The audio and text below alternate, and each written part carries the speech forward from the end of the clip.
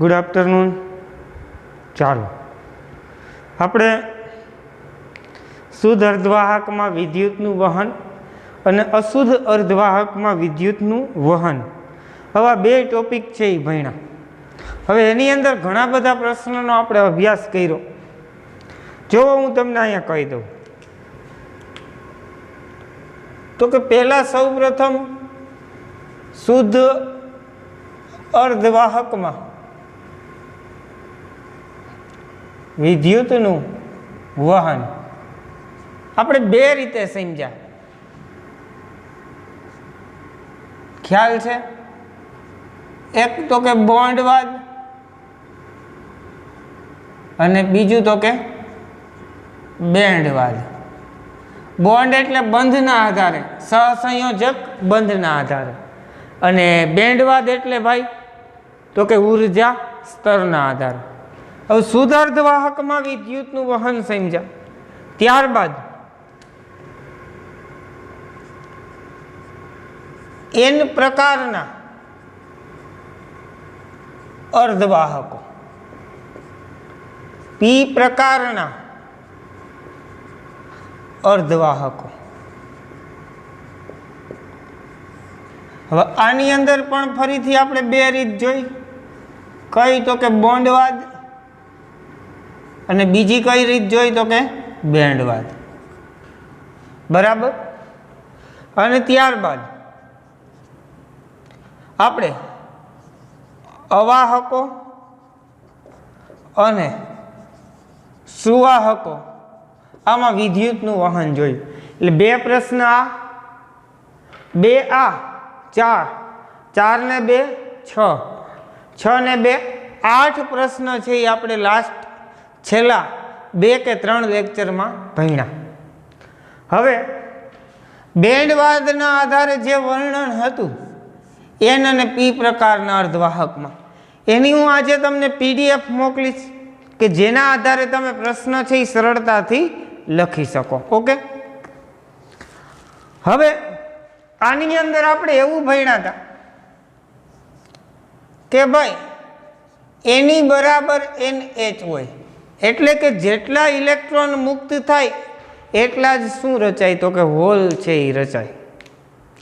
આ વાત સાચી. તો ઇલેક્ટ્રોન મુક્ત થયા તો એનું થાય શું? હવે આમાંય તમને કહી દઉં, આમાં પણ વધારાના ઇલેક્ટ્રોન કે વધારાના હોલ તો હોય જ, એ આપને ખબર છે. તદ ઉપરાંત જેટલા સહસંયોજક બંધમાં ઇલેક્ટ્રોન હોય અને આ સહસંયોજક બંધ તૂટે ત્યારે શું રચાય તો કે હોલ રચાય, અથવા તો ઇલેક્ટ્રોન છે એ મુક્ત થાય. હવે સહસંયોજક બંધ રચાય, તૂટે ત્યારે હોલ રચાય અને ઇલેક્ટ્રોન મુક્ત થાય. આમાં પણ શું થાય? હોલ રચાય અને ઇલેક્ટ્રોન છે એ મુક્ત થાય. આ બધાની અંદર આ પ્રક્રિયા તો થતી હતી જ, પણ આની અંદર એક પ્રક્રિયા વધારાની હતી. જો તમે અશુદ્ધિ ઉમેરો તો થોડાક ઇલેક્ટ્રોનની સંખ્યા છે એ શું થાય? વધી જાય. અશુદ્ધિના પ્રકારમાં ફેરફાર કરો, ટ્રાયવેલેન્ટ અશુદ્ધિ ઉમેરો ભાઈ, તોય તમને ખબર છે કે હોલની સંખ્યા શું થાય તો કે વધી જાય. પણ આ હોલ અને સહસંયોજક બંધમાં ભંગાણ, આ પ્રક્રિયા તો અહીંયા બે પ્રશ્નમાં, આ બે પ્રશ્ન ને આ બે પ્રશ્ન, ટોટલ 6 પ્રશ્નમાં થઈ. હવે તો આ હોલ રચાણા એ શું પછી આજીવન હોલ જ રહી જાય તો કે ના રહે ભાઈ, આજીવન હોલ રહે નહીં. તો શું થાય તો કે ભાઈ તો ફરીથી પુનઃ સંયોજન થાય. શું થાય? પુનઃ સંયોજન. અને તમને ખબર છે કે જેટલા હોલ રચાય એટલા જ શું થયા હોય? ઇલેક્ટ્રોન મુક્ત થયા હોય. એટલે કે હંમેશા એની બરાબર શું હોય તો કે NH. હવે એની બરાબર NH હોય. આ શુદ્ધ અર્ધવાહકની આપણે વાત કરી કે જેને NI વડે પણ દર્શાવી શકાય. ઇન્ટ્રિન્સિક અર્ધવાહકો, ઇન્ટ્રિન્સિક અર્ધવાહકો NI, એની ને NI કહેવાય NH નહીં શું કહેવાય? Ni કહેવાય. હવે ભાઈ આમાં પણ એ જ રીતે કે જેટલા ઇલેક્ટ્રોન મુક્ત થાય એટલા શું રચાય? તો કે હોલ છે એ રચાય. તો પુનઃ સંયોજનનો દર ચલે છે એની ઇન્ટુ NH. આવું આપણે લખી શકીએ. ઇલેક્ટ્રોન અને હોલની સંખ્યાના ગુણાકારના સમપ્રમાણમાં હોય. શું? તો કે પુનઃ સંયોજનનો દર. બરાબર છે. અને એની ઇન્ટુ NH. હવે આપણે પુનઃ સંયોજનના દરમાં આ ચલનની નિશાની છે એને દૂર કરવી હોય તો અચળાંક એક મૂકવો પડે. અને એ અચળાંક છે R એની ઇન્ટુ NH. હવે તમને કહી દઉં, R એની ઇન્ટુ NH અચળાંક દૂર કર્યો, પુનઃ સંયોજનનો દર. હવે હું તમને કિંમત મૂકાવું. R તો એઝ ઇટ ઇઝ, પણ એની જગ્યાએ તમે NI લખી શકો. NH ની જગ્યાએ પણ શું લખી શકો? NI. તો R NI સ્ક્વેર થઈ ગયું. શું થઈ ગયું? R NI square. તો R NI સ્ક્વેર થઈ ગયું બાળકો. તો તમે આવું લખી શકો R NI સ્ક્વેર બરાબર R એની ઇન્ટુ NH. હા કે ના? તો બંને બાજુથી R R R R ગોલી કરી દો. તો NI સ્ક્વેર બરાબર શું થઈ ગયું? એની ઇન્ટુ NH. આ સૂત્રના આધારે MCQ છે એ પૂછાય અથવા તો દાખલાઓ પૂછાય. કેવા દાખલાઓ પૂછાય? આવા બે દાખલાઓ, એક ઉદાહરણમાં અને એક સ્વાધ્યાયની અંદર આપેલો છે. તો બે દાખલાઓનો આપણે અત્યારે અભ્યાસ કરવાના છે. એ પહેલાં તમને કહી દઉં,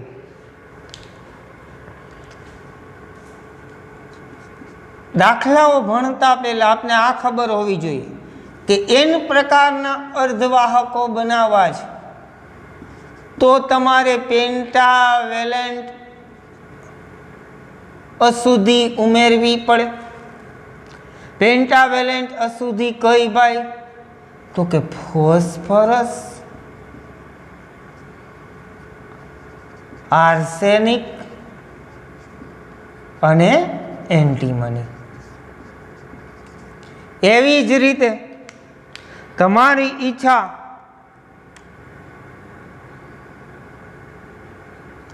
P પ્રકારના અર્ધવાહકો બનાવવાની હોય તો તમને ખબર છે કે એમાં મારે ટ્રાયવેલેન્ટ અશુદ્ધિ ઉમેરવી પડે. કઈ અશુદ્ધિ ઉમેરવી પડે ભાઈ? તો કે ટ્રાયવેલેન્ટ. કઈ કઈ ટ્રાયવેલેન્ટ હોય? તો કે ભાઈ એલ્યુમિનિયમ. આ એલ્યુમિનિયમ લખેલું છે. ગેલિયમ અને ઇન્ડિયમ. આ કેવી અશુદ્ધિ છે? તો કે આ ટ્રાયવેલેન્ટ. આ કેવી અશુદ્ધિ છે? તો પેન્ટાવેલેન્ટ. ટ્રાયવેલેન્ટ અશુદ્ધિ હોય એને ડોનર અશુદ્ધિ કહેવાય. કઈ અશુદ્ધિ કહેવાય? ડોનર. આને ટ્રાયવેલેન્ટ હોય એને કેવી કહેવાય? એક્સેપ્ટર. અહીંયા ઇલેક્ટ્રોનની સંખ્યા ઘનતા કેવી હોય? વધારે. અહીંયા હોલની સંખ્યા ઘનતા કેવી હોય? તો કે વધારે. હવે એટલા મુદ્દાઓ તમને ખ્યાલ હોય તો આપણે બે દાખલાઓ બહુ સરસ રીતે સુંદર રીતે ગણી શકશું. હવે જોવો એમાં ઉદાહરણની અંદર બીજું ઉદાહરણ. ધારો કે શુદ્ધ અર્ધવાહક 14.2 શુદ્ધ સિલિકોન સ્ફટિકમાં 5 × 10⁻28 પરમાણુ પ્રતિ મીટર ક્યુબ છે. એટલે કે 1 મીટર ક્યુબનો સિલિકોન હોય તો એની અંદર 5 × 10⁻28 પરમાણુઓ હોય. તેને 1 ppm ઘનતા અથવા તો સાંદ્રતા સાથે આર્સેનિક વડે ડોપ કરવામાં આવે છે. ઇલેક્ટ્રોન અને હોલની સંખ્યા ગણો અને Ni બરાબર 1.5 ગુણ્યા 10⁻16 પ્રતિ મીટર ક્યુબ લ્યો તો ઓકે.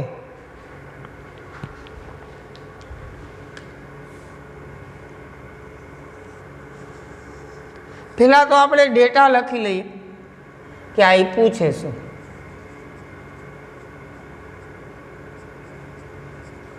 કે એની અંદર આપણે એક Ni ખબર છે. Ni આપ્યું કેટલું તો કે ભાઈ 1.5 ગુણ્યા 10⁻16 પ્રતિ મીટર ક્યુબ. ઓકે. હવે પરમાણુની સંખ્યા આપી છે શુદ્ધ અર્ધવાહકમાં 5 ગુણ્યા 10⁻28. અહીંયા સાઈડમાં ઘડીક વાર રાખું છું. અને આ શુદ્ધ અર્ધવાહકમાં ભાઈ તમે અશુદ્ધિ ઉમેરો છો. કઈ અશુદ્ધિ ઉમેરો છો? આર્સેનિક નામની અશુદ્ધિ તમે ઉમેરવા જઈ રહ્યા છો. કઈ અશુદ્ધિ? આર્સેનિક નામની અશુદ્ધિ ઉમેરવા જઈ રહ્યા છો. તો આર્સેનિક વડે ડોપ કરવામાં આવે છે તો તમને ખબર હોવી જોઈએ કે આર્સેનિક શબ્દ અહીંયા આવે છે. આર્સેનિક અહીંયા આવે છે એનો મતલબ એવો કે તમે શુદ્ધ અર્ધવાહકમાંથી ભાઈ N પ્રકારનો અર્ધવાહક બનાવવા જઈ રહ્યા છો. હા કે ના? ઓકે. એમાં ઇલેક્ટ્રોનની સંખ્યા ઘનતા વધારે હોય પરંતુ તમારે તો બેય ગોતવાનું છે કે એની બરાબર પણ પ્રશ્નાર્થી અને NH બરાબર પણ પ્રશ્નાર્થી. પણ આ અશુદ્ધિનું પ્રમાણ લખ્યું છે 1 ppm. ppm એટલે શું? પાર્ટ્સ પર મિલિયન. એટલે કે 10⁶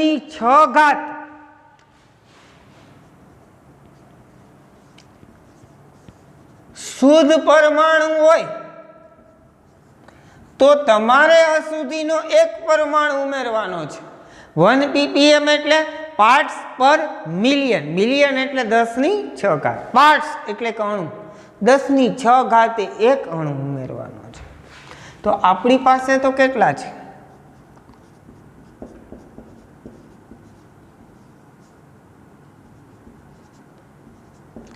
આપણી પાસે તો 5 ગુણ્યા 10⁻28 શુદ્ધ પરમાણુ છે. તો ત્યારે અશુદ્ધિનું પ્રમાણ કેટલું? 5 ગુણ્યા 10⁻28 ના છેદમાં 10⁶. કયો ને ભાઈ? 5 ગુણ્યા 10 કેટલી ઘાત થઈ ગઈ? તો કે 22. રેડી? આ અશુદ્ધિનું પ્રમાણ થયું કે ભાઈ 1 મીટર ક્યુબમાં 5 ગુણ્યા 10⁻22 અશુદ્ધિ હોય. ઓકે. તો હવે તમને એ ખબર હોવી જોઈએ એક અશુદ્ધિનો પરમાણુ હોય તો એક ઇલેક્ટ્રોન વધારાનો મળે. તો પછી એટલા હોય તો કેટલા ઇલેક્ટ્રોન વધારાના મળે? દરેક અહીં આર્સેનિક એ પેન્ટાવેલન્ટ અશુદ્ધિ હોવાથી દરેક અશુદ્ધિના પરમાણુ દીઠ એક ઇલેક્ટ્રોન સ્ફટિકને મળે. એક અશુદ્ધિનો પરમાણુ હોય એક ઇલેક્ટ્રોન મળે. અશુદ્ધિના પરમાણુ 5 ગુણ્યા 10⁻22 છે. તેથી Ne બરાબર 5 ગુણ્યા 10⁻22 પ્રતિ મીટર ક્યુબ. રેડી? આ મળી ગયું આપને Ne. Ni આપેલું છે એને જ તમારે ગોતવાનું છે. આવડશે? હવે Ni² બરાબર Ne × NH. તેથી NH બરાબર, હાલો NH ને કરતા બનાવી દો, ni² ના છેદમાં ni. હાલો ni કેટલું? તો કે 1.5 ગુણ્યા 10⁻16, 15નો વર્ગ 225, તો 2.25 ગુણ્યા 10⁻16 છે તો કેટલી આવે? 32. ના છેદમાં એની લખી નાખો. હવે જે જવાબ આવે, જે જવાબ એ તમારા હોલની સંખ્યા ઘનતા થશે. શું થશે? હોલની સંખ્યા ઘનતા થશે. રેડી? તો અહીંયા આપણે ઉદાહરણ 14.2 પૂરું કર્યું. હવે આવું જ એક ઉદાહરણ સરસ મજાનું વધારાના સ્વાધ્યાયમાં છે. ચાલો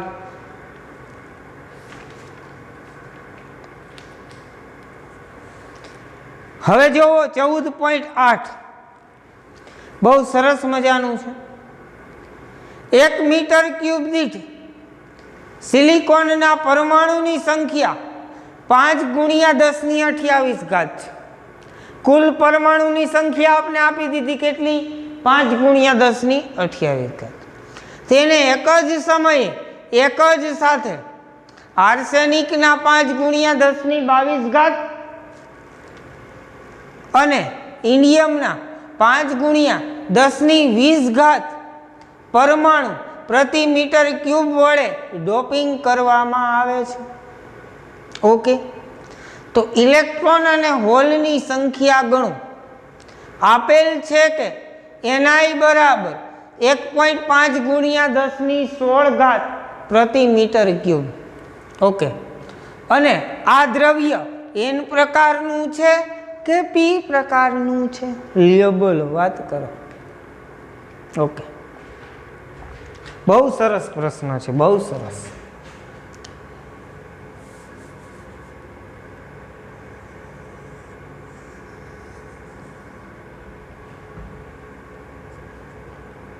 વધારાનું સ્વાધ્યાયનો દાખલો છે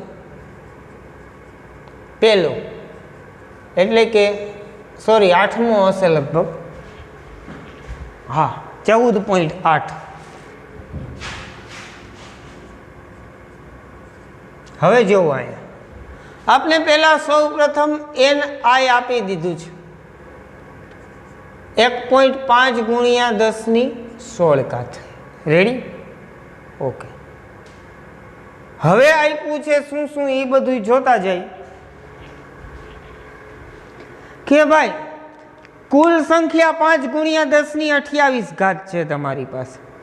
એમાં એક જ સમયે એક જ સાથે આર્સેનિક અને ઇન્ડિયમના પરમાણુ ઉમેરવાના છે. બોલો, આ સમજાવું છું. 2 અશુદ્ધિઓ ઉમેરવાની છે ભાઈ. એક તો કે આર્સેનિક અને બીજી તો કે ઇન્ડિયમ. હવે આર્સેનિકની સંખ્યા 5 ગુણ્યા 10⁻22 છે અને આ સંખ્યા 5 ગુણ્યા 10⁻20 છે. રેડી? હાલો, હવે શું થશે?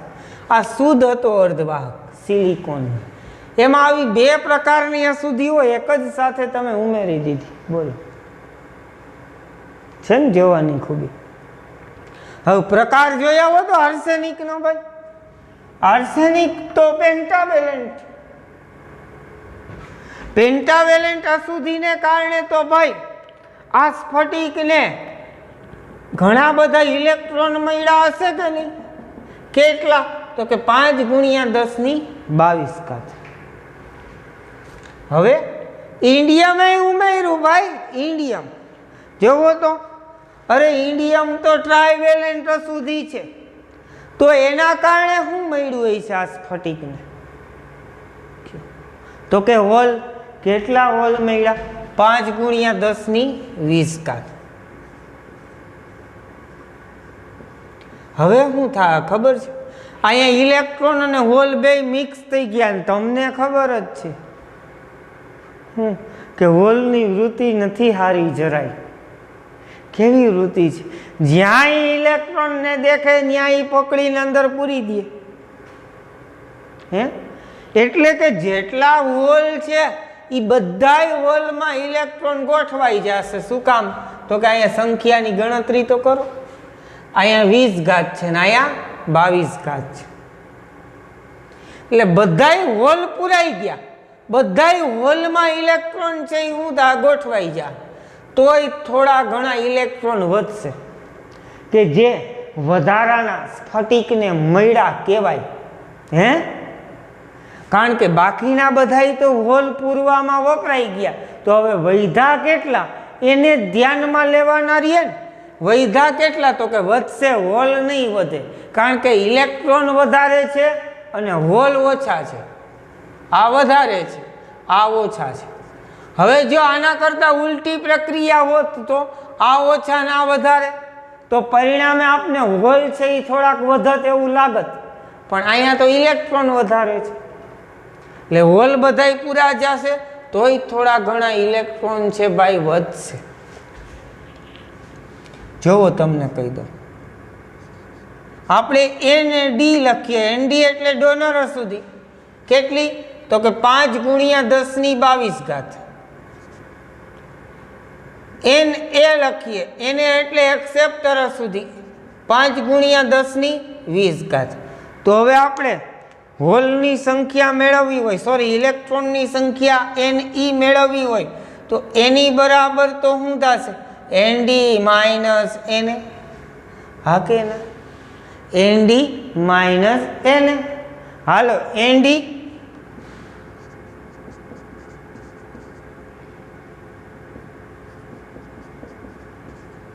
આ 5 × 10⁻22 -5 × 10⁻20 અઘરું પડે.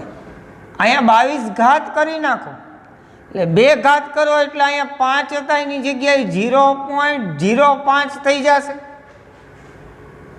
2 આંકડા પછી પોઈન્ટ મૂકી દીધો એટલે અહીંયા કેટલી ઘાત થઈ ગઈ? 10⁻22 ઘાત. હવે શું કરશો તો કે 10⁻22 ઘાત કોમન કાઢ લેવો અને 5 - 0.05 કરી નાખશો એટલે શું વધશે? કેલ્ક્યુલેટરમાં જોઈ લ્યો. 4.95 × 10⁻22 ઘાત.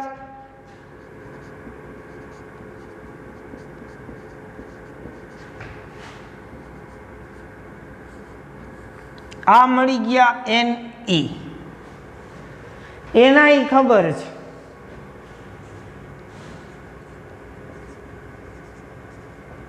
એને જ હવે ગોતવાના છે. આવડે એને જ? હા ભાઈ આવડે જ ને. એક જ સૂત્ર છે.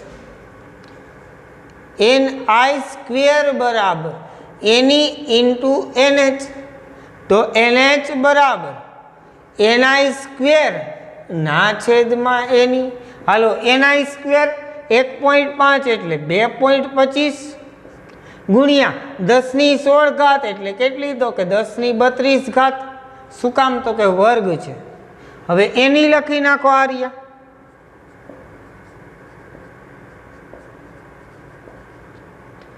32 - 22 એટલે કેટલી ઘાત? 10⁻10 ઘાત. હવે 2.25 ભાગ્યા 4.95 કરી નાખો અને જે જવાબ આવે એ કેની સંખ્યા આવે? તો કે હોલની સંખ્યા ઘનતા. હવે તમે મને કહો તો ભાઈ આ N પ્રકારનો અર્ધવાહક બનશે કે P પ્રકારનો અર્ધવાહક? ખબર પડે? કેવી રીતે તમે કહી શકો કે જેની સંખ્યા ઘનતા વધારે હોય એના આધારે તમે એનો પ્રકાર છે એ નક્કી કરો. તો તમને ખબર છે કે અહીંયા 10⁻22 ઘાત છે ને અહીંયા 10⁻10 ઘાત છે. ખબર થઈ ગઈ ને? તો અહીં